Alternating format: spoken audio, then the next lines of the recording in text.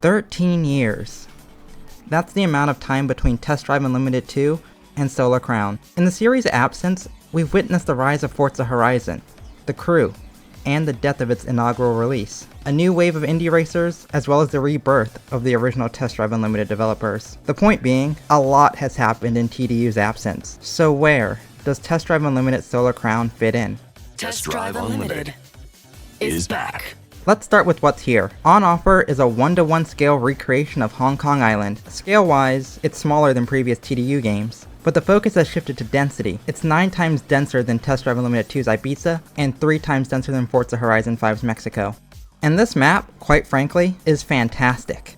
Absolutely fantastic. First off, the roads are actually narrow, meaning you seriously need to mind braking zones, and if you do head off the pavement, you're going to be taking a hit to your momentum. The track layouts really maximize this map, from racing off the beaten path, narrow exit ramps, to concrete dividers right where you don't want them. Racing in Solar Crown is more technical. There are far more elevations and bankings to deal with than your typical open world racer, and this is enhanced by the vehicle physics. Rain actually matters, affecting your braking points and traction. The cars all have mass, which you genuinely do feel even just through a controller. A Mustang is a chonky boy, and it's gonna shuffle through the corners. The issue is with the AI. Regardless if they have beginner or expert next to their name, they are a non-issue, unless one of them engages warp speed. Otherwise, you won't be seeing them much past the starting line. But when you're not racing, there's a lot to explore here. And you know that area in Burnout Paradise that's not marked on the map? Or in Forza Horizon 2, the docks that you really have no reason to go to, but it's there for you to mess around. Solar Crown is full of these locations. Amusement parks, car parks, park parks. There's a lot not marked on the map for you to discover, just for exploration's sake or for meetups and impromptu drag races. And this is all before we get to the off-road trails, also not marked until you find them. All of this just in the northern part of the map. Exploration is a key part of the TDU experience, and they've already nailed it here.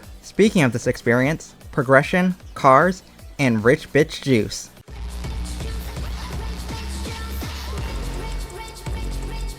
Anyway, don't be intimidated by the high prices on the cars. While you'll still have to work for them based on the prices seen in both demos, cash isn't that hard to come by. It still has to be earned, and you will still definitely be carefully considering each purchase, but nothing feels too unreasonable. Yet. There's solar coins hidden around the map, as well as a bunch of secondary challenges which net you extra cash, which you can do proactively or passively. The cars themselves are locked behind reputation levels. It remains to be seen the XP requirement for cars further into the progression, but hitting level 16, which is the max level cap in both demos, took me about 3 hours. The first set of vehicles, excluding the off-road dealer, becomes accessible at level 20. With the amount of XP I earned a couple hours after reaching max level cap, it doesn't seem impossible. The time investment is required. It remains to be seen how this will hold up in the final game. But of course, you can still spec out your cars with the factory correct options.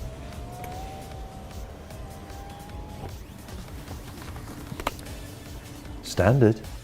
Performance upgrades were honestly never really relevant in TDU, but here, they're mandatory if you want to stay competitive.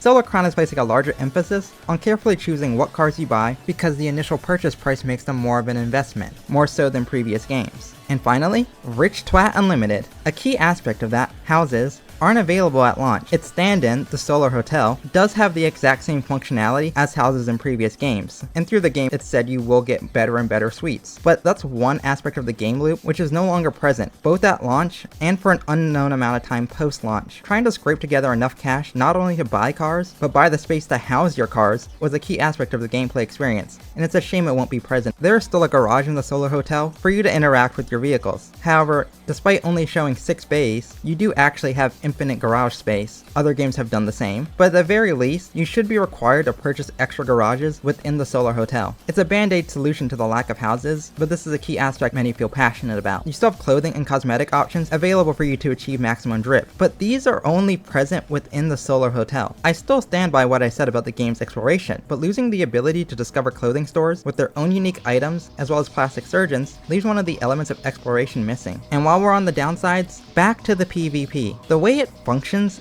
is bizarre. Now, as part of the feedback from the initial Steam demo, you can now skip matchmaking entirely and do races solo. The problem is, when you want to do races with other people, you are reliant on there being someone who happens to want to do the exact same race as you at the exact same time in an open world game. Even when you wait out the 2-minute timer, you're likely not going to find anyone to race. This was my experience during the PS5 beta, which was limited to Gold Edition pre-orders, but also during the Steam demo, which was open to everyone. Unless this game is a surprise hit, this will likely be the PvP experience experience come release. There is no option to send out race invites to the people in the server with you. Again, it's entirely dependent on someone else matchmaking the same race at the same time, nor are there any dedicated PvP playlists. So if you want to do a full lobby of off-road racing, you're going to have to organize it outside of the game, or just hope and pray to test Wintry. With the focus KT have placed on the Solar Hotel, and that being a lobby with a maximum of 16 people, it's strange that there's no option to start PvP racing from within it, because the pool of available players is not only limited to your platform, but to your region. PlayStation players can't play with Xbox players, and European players can't play with North American players.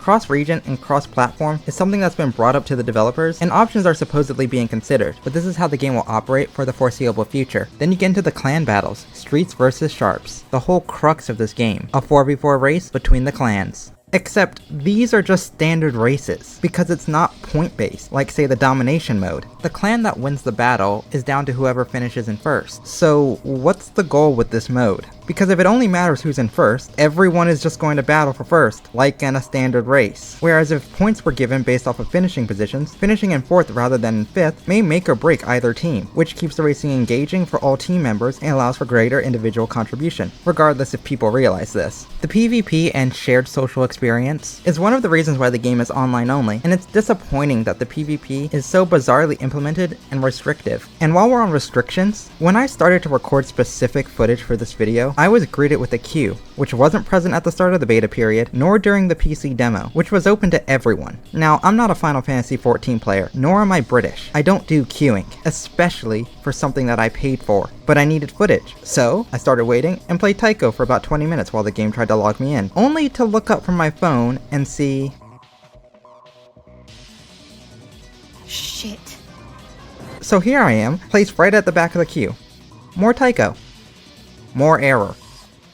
After some research, it was clear that this issue was only affecting North America. So, I created a PlayStation account in a different region, and got online. I started the game again because new account, new save file. That makes sense. But if you're on Xbox or PC, and simply change your location to a different region, you will also be starting the game again, because save data is locked per region. It doesn't matter if you're using the same accounts. That's fucked up! That's the stupidest rule I've ever heard! Solar Crown is hampered by its online requirement. Purchases take longer or could fail. There will be random disconnects, while at the same time, the game doesn't do anything to make use of its online-only nature. The open world is limited to 8 players per session. Unbound has double. You cannot restart races when playing against AI. 2015 lets you. It's cool to see other players in areas like workshops, but you can't do anything with them here. As I said in my Rise of the Ronin review, content and feature lists, which Solar Crown is lacking, aren't relevant to the quality, your enjoyment, and the overall experience of a game. And if you don't believe me, play clickholding. Solar Crown has too many friction points regarding its experience. The Solar Crown experience for the past few years has been one of waiting. Wait for information, wait for a trailer, wait to see the updated build, wait for the roadmap, and wait for the post-launch content. Therefore, I will wait. I'll wait to purchase it. And I don't believe that the post-launch content will be as consistent as they promise. They were supposed to deliver monthly newsletters, not deep dives or gameplay footage, just random tidbits of information on the game, and they were unable to do that. Yandere Dev still regularly posts updates every month. KT and the con couldn't. So, is it, based on what was playable and shown so far, worth its asking price at launch? No. There's a good base here. When the game works, it's fun and feels great to explore and cruise in, but the social and PvP elements are half-baked and poorly implemented. It's missing content variety and features found in previous entries. I do believe that this has the potential to be a great game someday, especially if they can work out the server issues. But it won't be on release day. If you're a believer and want to buy into it, I hope that it becomes everything that it should be, and I hope it does in fact become a competitor to Grand Theft Auto, per the developer's own words. For everyone else, best to forget about it for a while.